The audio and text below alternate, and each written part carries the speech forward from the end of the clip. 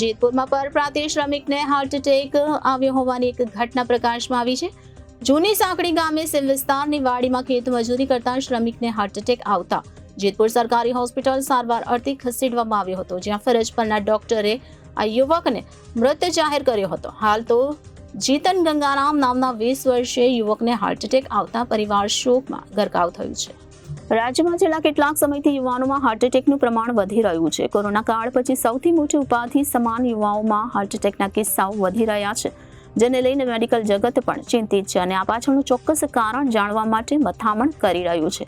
આ દરમિયાન જેતપુરમાં એક પરપ્રાંતીય શ્રમિકને હાર્ટ એટેક આવ્યો હોવાની ઘટના સામે આવી છે. તો જેતપુરમાં પરપ્રાંતીય શ્રમિકને હાર્ટ એટેક આવવાથી તેનું મોત નીપજ્યું છે. જીતન ગંગારામ નામના 20 વર્ષીય યુવકને હાર્ટ એટેક આવતા હાલ પરિવાર પણ શોકમાં ગરકાવ થઈ ગયું છે.